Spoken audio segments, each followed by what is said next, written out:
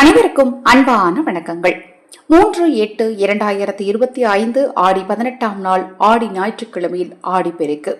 இந்த நாளில் மறந்தும் கூட இந்த பொருட்களை வாங்காதீங்க. ஆடிப்பெருக்கு என்பது துன்பத்தை நீக்கக்கூடிய ஒரு அற்புதமான நாள். ஆடி 1 18 வரைக்கும் நிறைய பேருக்கு பயமா இருக்கும். போர்க்காலம் இது, என் வாழ்க்கையில என்னென்ன பிரச்சனை வருமோ தெரியல அப்படிங்கிற பயத்தோடே இருப்பாங்க. ஆடி 18 அன்று முதல் பார்த்தீங்கன்னா ஆட்டோமேட்டிக்காக அவங்களுக்குள்ள இருக்கக்கூடிய அந்த பயமானது விலக ஆரம்பிக்கும். எனக்கு இனிமேல் நல்ல காலம்தான், ஆடி 18 பிறந்துருச்சு, என்னுடைய பிரச்சனையெல்லாம் தீந்துரும், என்னுடைய வறுமையெல்லாம் தீந்துரும் அப்படிங்கிற நேர்மறை ஆற்றல் சக்தி ஒவ்வொரு மனிதருக்குள்ளேயும் உண்டாக ஆரம்பிச்சிடும். அப்படி ஒரு அற்புதமான நாள் தான் இந்த ஆடி 18ஆம் நாள்.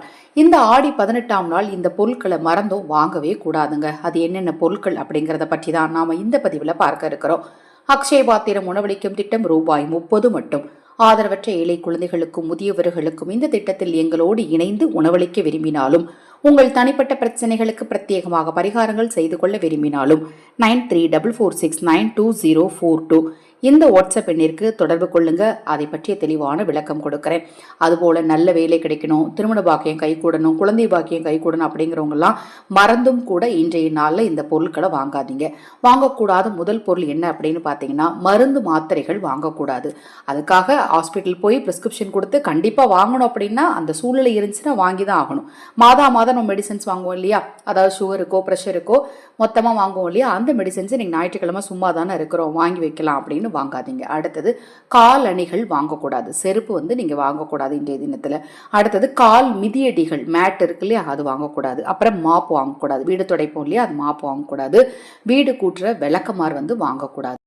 கருப்பு நிற வஸ்திரங்களை வாங்கக்கூடாது. இரும்பினால் செய்யப்பட்ட பொருட்களை வாங்கவே கூடாது. இரும்பினால் ஆன உலோகம், அரிவாள் மனையோ அல்லது வடசட்டி வாங்கினேங்க, தோசைக்கல் வாங்கினேங்க, இன்னைக்கு சந்தைக்கு போனேன் நல்லா இருந்துச்சு வாங்கக்கூடாது. மாதிரி பாகற்காய் வாங்கக்கூடாது. பாகற்காய், கோவக்காய், கருணைக்கிழங்கு இதை மாதிரி விஷயங்களை இன்றைய தினத்தில் வாங்கவே கூடாதுங்க.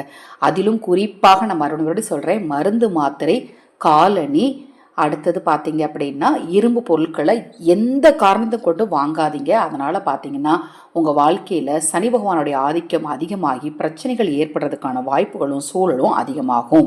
அதே நேரத்தில் நான் சொல்லியிருக்கேன் இல்லையா, மருந்து மாத்திரை வேண்டிய அவசியம் கண்டிப்பாக இருந்ததுன்னா மனதார் விநாயகப் பெருமானையும் சூரிய பகவானையும் வேண்டிட்டு வாங்குங்க. மொத்த மருந்து மாத்திரைகள் வாங்காதீங்க.